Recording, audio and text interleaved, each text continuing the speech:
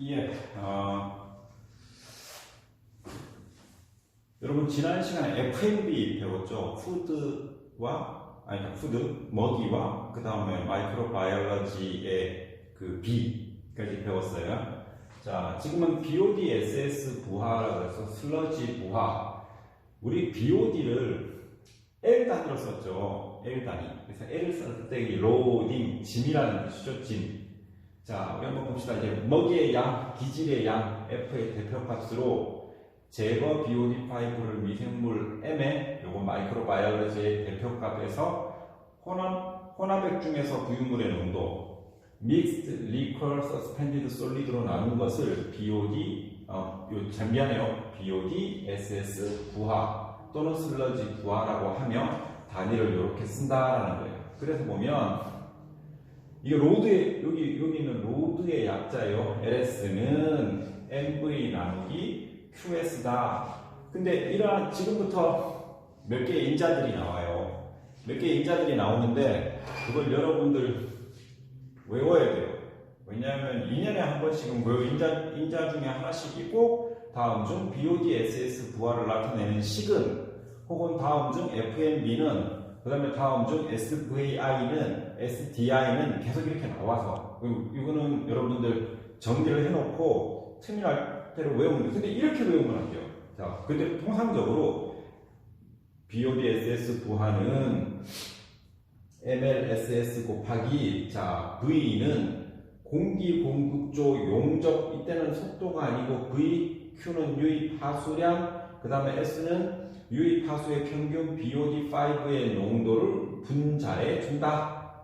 그 다음에 믹스드 리커 곱하기 용적을 분모에 준다라는 걸 알고 있으셔야 돼요. 외우셔야 돼요. 네. 그 다음에 BOD의 용적 부하. 자, 여기 보면 공기 공급조, 공기를 공급해서 미생물들이 그 공기를 이용을 해서 푸드, 기질들을 분해시키는데 필요한 공기 용급조의 단위 용적당 제거되는 BOD의 양을 나타내는데 자, 용적 부하에서 LV는 앞에 LS와 틀리게 M이 없어요. M이 없어요. M이 뭐라고 했어요? MLSS. MLSS가 뭐라고? 공기 공급조 내에 먹이와 슬러지의 먹이와 미생물의 농도, 서스펜디드 솔리드의 농도, 그죠? MLSS 혼합액 중 이 혼합액은 어디 들어가 있어? 공기 공급조에. 그때 부유물의 농도 MLSS가 빠졌을 때 우리 BOD 용적 부하라고 한다. 그 다음 중요한 거 4번은 별표 하나 쳐요. 슬러지 1령. 자, 슬러지 1령이라고 썼는데 실제로 슬러지의 나이를 얘기합니다.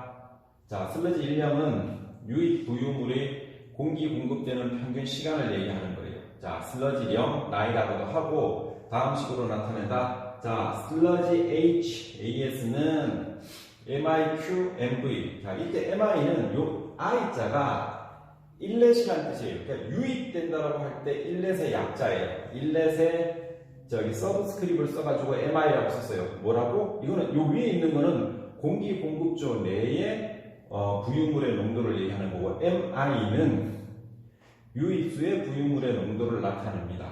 아시겠죠? 이거 슬러지 1년이에요. 요거는 별표 하나를 쳐 놓으셔야 됩니다. 자, 그 다음에 SRT, 솔리드의 리텐션 타임.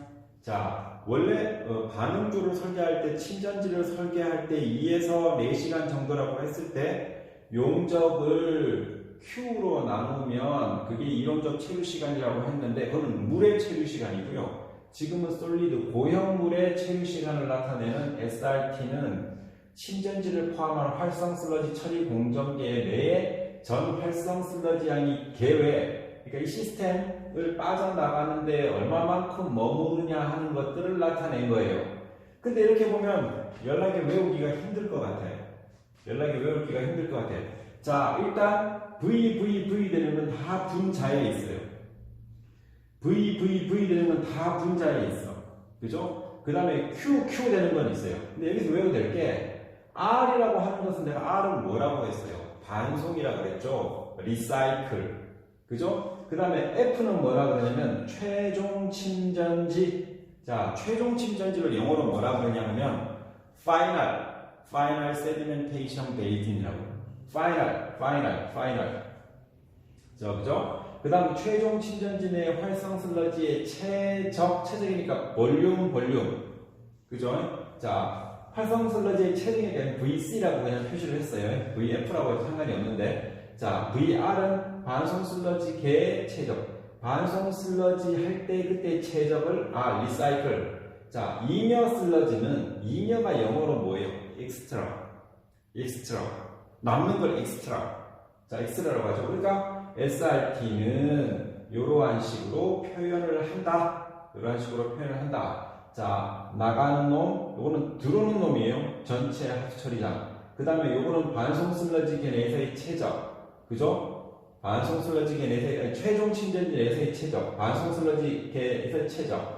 자, 근데 SRT도 별표를 하나 쳐두셔야 될 게, SRT는 활성 슬러지가 공기 공급 전에 체류하는 시간을 얘기를 하는데, 자, 활성 슬러지를 구성하는 미생물이 증식하고 플럭을 형성하는 시간을 나타낸다. 자, 플럭이라는 말은 우리 상수 배울 때, 수돗물 배울 때, 먹는 물 배울 때 배웠어요. 근데 이놈이 활성 슬러지를 구성하는 미생물이 증식을 해서 쟤들끼리 붙어. 그래서 요거 한번 하고 갑시다. 스토크 법칙 18μ분의 로S 빼기 로 곱하기 G 곱하기 D의 제곱에 D를 늘리기 위해서 플럭을 형성하는 시간을 줘야 돼. 그때 그게 그 총 시간이 SRT까지 따라 들어가는 거예요. 그죠? 그러므로 활성 슬러지의 정화 기능에 크게 관여된 미생물의 비증식 속도를 고려하여 SRT를 관리할 필요가 있는데, 실제로 표준 활성 슬러지법에서는 약 5에서 10일 정도가 필요하다. 한 일주일 정도 생각하시면 됩니다.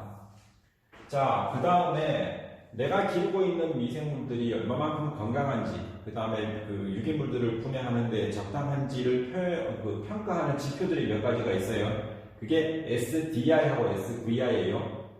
자, 슬러지 지표는 활성 슬러지의 침강 특성을 나타내는 것. 자, 슬러지가 제가 그랬죠. 1차 침전지 끝나고 나서 생물학적인 처리 공정 끝나고 나서 2차 침전지가 있다고 그랬죠. 연락이 분해를 잘했어. 근데 침강 특성이 나빠버리면 침전지에 들어가서도 침전이 되지 않으면 처리를 할 수가 없어요.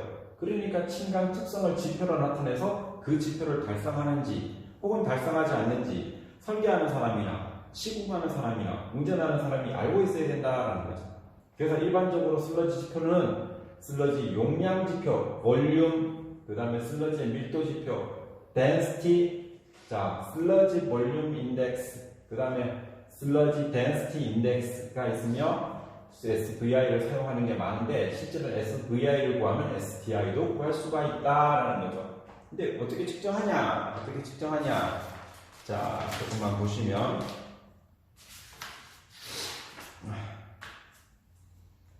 페이지 수 373페이지예요. 이 책 373페이지 얘기합니다. 자, 보시면 자, SVI하고 STI도 공기 공급 전에 혼합액을 매스 실린더에 30분간 정치하여 슬러지와 상등액과의 계면 높이로부터 슬러지 용량을 구한다. 이것과 슬러지 질량과의 비는 변화하지 않는다. 자, 다르게 되는 경우에 SVI가 1g의 활성 슬러지 부유물이 점하는 용량을 밀리리터 수로 표시하는 것에 대해서 SDI는 슬러지 양 100ml 중에 포함된 활성 슬러지 부유물 질량을 그램수로 표시한 것이다. 단위가 반대네. 100g라는 거 빼고는 단위가 반대네. 단위가 역수네. 이제 알았다. 양자 사이에는 SVI는 100 나누기 SDI의 관계가 있다는 것. 중요합니다. 별표 2개. 그래서 어떻게 구하냐 하면은 매스 실린더에 집어넣었죠. 내가 매스 실린더에 집어넣었어요. 그때 얘기할 때 SVI는 MLSS의 농도를 먼저 분모에 두고 30분간 침강된 슬러지의 부피를 분자에 둔다. 그리고 1000을 곱해주면 그게 SVI가 된다. 그죠? 되게 별로 안 해도 근데 이렇게 공식을 외워두면 이 그림이 있어요. 이 그림을 알고 그 다음에 아까 제가 말씀하신 대로 SVI는 100 나누기 SDI가 되니까 SVI를 구하면 SDI를 구할 수 있고 통상적으로 SVI를 많이 쓰게 되는 거죠. 자, 근데 여러분 중에 매스 실린더 못 보신 분도 계시죠? 내가 시간이 되면 밑에 실험실 가셔서 매스 실린더 보여드릴게요. 화학 시간이 가면 여기 눈금 표시된 거 있잖아요. 이거 1000ml 딱 되면 30분 동안 전체 딱 되면은氢강 슬러지가 얼마만큼 경계면이 딱 생기겠죠. 이게 막걸리 같거든. 미생물들하고 유기물 덩어리들이 있어서. 그래서 요 면적, 요렇게 된 최적이 이게 분자에 간다고. 분자에. 1000ml당 요거니까 이게 분자에 간다. 아시겠죠? 아시겠죠? 자, 반송 슬러지의 이론적 필요량은 제가 기억나시겠죠? 2차 침전지가 있으면 거기서 조금 빼가지고 공기 공급조 앞에다 집어넣는데 그걸 리사이클 한다 그래서 활성도가 높은 미생물들을 조금 반송시켜주면 리사이클 해주면 훨씬 더 처리 효율이 높아져서 반송하는 비율이 있어요. 자, 활성 슬러지의 이론적 필요량은氢강 슬러지의 최적을 기초로 계산할 수 있고 반송 슬러지의 SS 농도는 SVI로부터 계산할 수 있는데 이 식은 보통 반송 슬러지 선상에서 저하시키는 초과 활성 슬러지의 고체 농도를 결정하는 데 이용한다. 그러니까 이렇게 쓰는 거예요. 이게 QR이 반송 슬러지 양이야. 그 다음에 Q는 공기 공급조에서의 평균하점. 들어오는 놈이 Q고 2차 침전지에서 빼가지고 이만큼 집어넣는 게 QR이야. 그럼 Q 플러스 QR은 1000분의 V 하는 거야. V는 1리터 실린더에 침강된 물질의 최적수 1리터 실린더에 침강된 물질의 최적. 자, 뭐였어요? 요거 얘기하는 거죠. 요거 리터분의 ml로 계산을 하면은 자, 이렇게 되는 거죠. 그래서 이게 분자 값이잖아요. 이게 분자 값. 요 값을 집어넣으면 이게 V라고. V를 집어넣어주면 된다고. 그러면 반송 슬러지 얼마만큼 해야 되는지가 나오게 되고, 자, 제순환 활성 슬러지가 반송 슬러지, 제순환이 반송이라는 뜻이야. 반송 슬러지 SS는 SVI분의 1, 10, 100, 1000만, 10만, 100만을 해준다. 왜냐하면 밀리그램 퍼 리터가 파트 퍼 밀리언, ppm 단위가 어디가 이게 없네. 밀리그램 퍼 리터가 파트 퍼 밀리언 ppm 단위니까 100만이 위에 승수로 붙는 거다. 네, 이거 잊어버리시면 안 돼요. 자, 그 다음에 슬러지의 반송량은 유입한 하수의 정화 미생물을 교배하여 혼합해 부유물질 농도 MLSS 농도를 유지하려고 하는 기다. 그러니까 공기 공급조에 MLSS 미생물과 기질의 농도를 일정하게 유지해줘야지만 일정한 처리 효율을 가질 수 있는데 2차 침전지에서 침전한 슬러지를 공기 공급조로 반송할 필요가 있게 되는 거예요. 왜냐하면 활성도가 높은 놈을 조금 집어넣어준다. 슬러지 반송량은 MLSS 및 SB에 따라서 변하는데, 자, 요거는 꼭 그렇지는 않지만 슬러지의 반송 B는 0에서부터 1의 값을 가져요. 여기서 퍼센테이지로 나와요. 반송 B는, 자, 요게 M은 MLSS, 그 다음에 QR은 반송량, 그 다음에 하수입량 하면 SVI가 나오게 되는 거죠. 빼기 1분의 1 이렇게 표시하면 됩니다. SVI는 아까 푸는 법 이렇게 돼 있었죠. SVI는 MLSS 농도분의 30분간 침강된 슬러지의 부피로 계산을 해낼 수가 있게 되는 겁니다. 그 다음에 우리 유출을 하는 거예요. 그럼 잉여 슬러지 발생량은 어느 정도 되느냐? 잉여 슬러지 발생량을 아는 것은 슬러지 처리 설비를 설계, 그 다음에 시공, 관리하는 데 되게 중요한데, 그러면 잉여 슬러지 양 W는, 자, 잉여 슬러지 양은 내가 배출하고 처분해야 되기 때문에 waste의 약자를 써요. waste, 버리다. waste water, 폐수, waste. 자, 이때 보시면 MI는 유입의 SS 농도, MF는 최종 침전지에서의 유출하는 SS 농도, 유출수의 농도예요. 밑에 가라앉은 놈의 농도 아니야? 이거 유출수의 농도예요. 침전지에서 위에 조금 떠가서 나가는 그지 밑에 가라앉은 슬러지의 농도, 최종 침전지 밑바닥에 깔려있는 파이널 아니에요.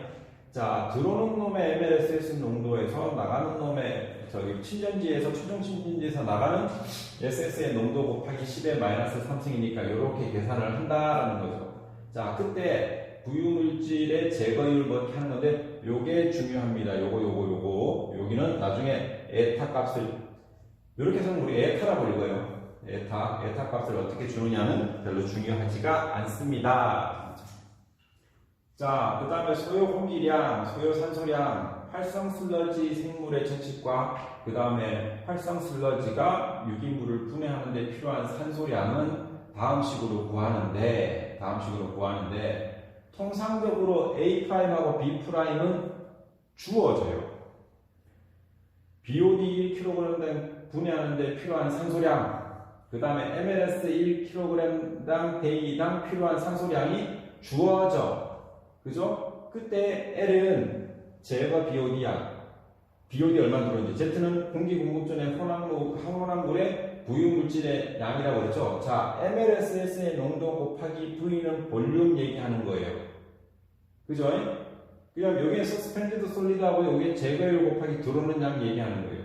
그래서 이러한 식으로 주어진다. 즉, 소요 산소량은 미생물이 유기물을 잡아먹을 때 필요한 산소랑, 그죠? 그 다음에 공기 공급존의 혼합액의 부유물질의 그 산소랑, 그걸 제거하는데 MLSS를 제거하는데 필요한 산소량이 두 개가 붙어 있다 합하면 된다라는 거죠. 그죠? 그 소요 산소량은 U로 표시했어요. U로. 그 다음에 산소의 이동 속도, 이게 지난번에 산소 전달 속도랑 똑같아요. 산소의 전달 속도. 자, 보시면은 산소량을 공기 공급 전에 액체에 공급하기 위해서는 기체상에서 액체상으로 산소가 이동돼서 녹아 들어가야 되죠. 그래서 녹아 들어가 있는 산소만 미생물들이 사용을 할 수가 있어요. 물고기도 숨을 쉬어요. 그죠? 바다 물고기도 숨을 쉬는데 걔는 물에 녹아 들어가 있는 산소를 이용을 하는 거다. 그럼 어떻게 돼? 우리가 공기 공급조라 그래서 물속에다 공기를 집어넣는 이유는 미생물이 호기성 미생물이기 때문에 숨을 쉬면서 유기물을 무기화시킬 수 있는 걸 얘기하는 거예요. 그래서 식에서 보시면 실제로 산소가 이동할 때 저항은 액측의 경막에 의한 것이 크므로 산소 이동 속도는 다음 식으로 표현을 하는데, 자, 산소 이동 속도 U는 앞에 거랑 똑같아요. 또 산소 녹아 들어가는 그 필요량을 얘기하는 거예요.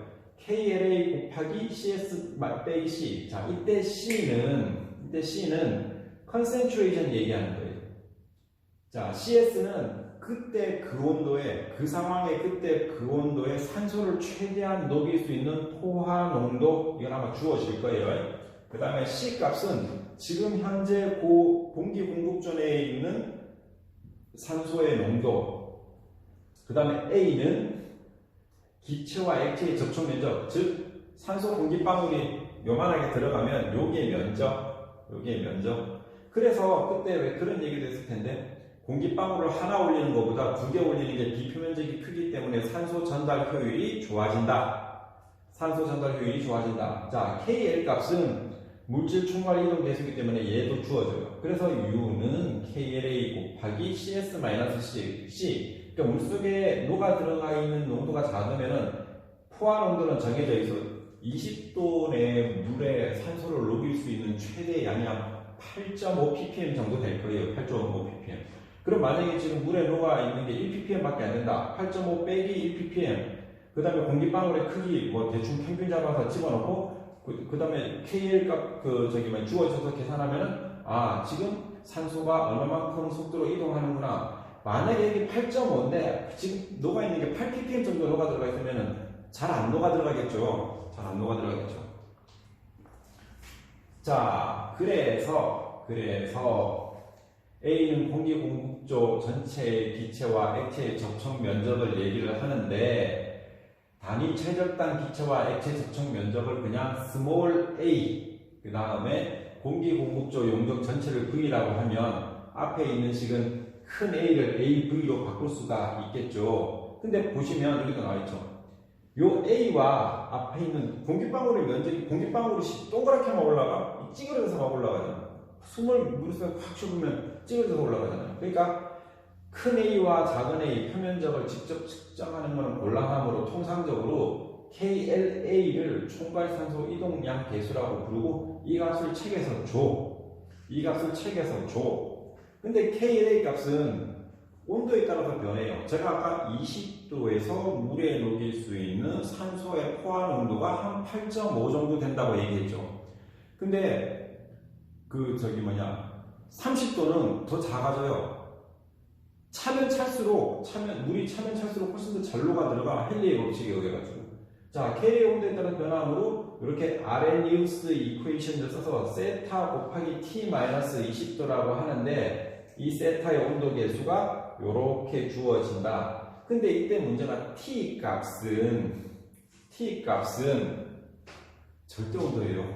셀시우스 아니에요. 절대 온도예요. 절대 온도.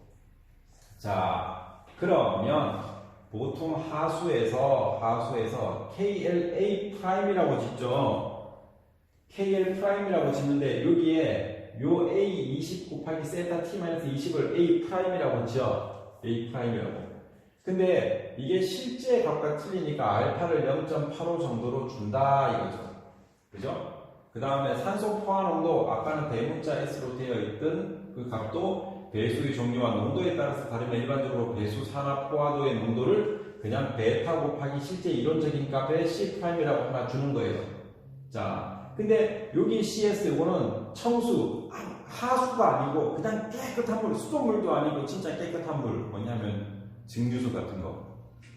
통상적으로 하수와 많은 배수에서는 이 베타 값을 0.95로 쓰면은 얘가 하수의 포화 농도가 된다. 그럼 앞에 있는 식들을 전부 다 섞어 놓으면 이 식이 만들어지는 거죠. 이 식은 우리가 봤어요. 산소의 전달 속도라 그래가지고 맨 처음에 BOD, COD 할 때 이 식을 배웠어요. 그죠? 그 다음에 기포식 공기 공급 장치에서 산기의 수심이 크면 산소 분할이 크죠. 깊이 있으면 어떻게 돼? 압력을 많이 받기 때문에 산소가 훨씬 더 잘 녹아 들어간다. 그래서 CS와 산기 심도 깊이, 깊을 심도와 관계는 이 식으로 나타낼 수 있다. 자, P는 뭐냐 하면 압력, 그 다음에 O는 추구가스의 산소 분압을 얘기하는데 이때 CS 값을 여기다가 집어넣으면 돼요. 여기다가 집어넣으면 이렇게 구한다고. 그러니까 근데 실제로 하수 처리장을 설계할 때 이러하는 과정을 전부 다 거쳐서 산소의 전달 효율이 어느 정도 되니까 용적은 얼마만큼 커야 된다라고 전부 다 계산해서 집어넣은 설계서를 여러분이 검토를 하거나 설계서를 꾸미셔야 돼요. 그래야지 하수 처리장의 토목공사를 여러분이 딸 수가 있어요. 아니면 시공을 할 수 있고 승인을 해줄 수 있고 돈을 줄 수가 있습니다. 아시겠죠? 자, 그 다음에 필요 송기량. 공기를 불어서 공기 공급을 행하는 경우에 송기 산소량 전체가 액체에 흡수되지 않겠죠. 통상적으로 10% 내외의 값을 취하는 것이 대다수임. 왜냐하면 공기를 집어넣는데 공기가 전부 다 물속에 들어가? 절대로 안 그렇죠. 부글부글 끓는다는 거야. 내가 집어넣었던 공기가 물속에 들어가지 않고 밖으로 튀어나오는 게 바로 끓이는 것처럼 보이는 거죠. 그래서 산소 흡수 효율과 공기 중 산소의 질량 조성비가 약 23%인 것을 생각하면 공기 공급조 내로 보내야 될 양 QA는 공기 중에 산소가 23%밖에 안 돼. 근데 나는 산소만 집어넣었으면 좋겠어. 돈 많은 나라에서는 순산소만 집어넣는 그런 프로세스도 있어요. 근데 통상적으로 공기를 집어넣었던 공기량은 QA는 아까 U자 배웠죠. 소요 산소량 2.3의 에타디 산소 흡수 효율 이건 주어집니다. 그 다음에 여기 로 공기의 밀도 그 다음에 송기량 요렇게 해서 공기 결정을 해야 되고 이 양을 왜 결정하냐면 공기를 집어넣으려면 블로어를 써요. 블로어 송풍기를 써요. 송풍기 용량 결정을 할 때 이 정도밖에 없고 이 정도밖에 값을 안 치니까 우리 QA를 결정을 해주고 QA를 결정해야지 우리 공기 송풍기의 캐파시티 어느 정도 규모의 송풍기를 달아야 되며 그 송풍기는 에너지를 얼마나 먹으며를 계산해낼 수가 있어요. 설계서 꾸밀 때 이건 다 들어가야 돼요. 아시겠죠? 자, 그 다음에 산소 이동의 동력 효율은 자, 여기 소요 동력 킬로와트, 그 다음에 산소 이동 효율을 U로 집어넣어서 에타피 값을 구하는 거예요. 그죠? 자, 소요 동력을 이면 동력 효율이 이 정도다 라고 하면 요 값을, 요 소요 산소 양을 여기다 표시하는 거죠. 이게 산소 이동의 동력 효율이에요. 요거는 잘 쓰지 않, 제가 쓴 걸 못 봤습니다. 자, 이번 시간은 여기까지 하고요. 다음에 정상 운전을 위한 관리 조건에 대해서 다음 시간부터 말씀을 드리도록 하겠습니다. 감사합니다.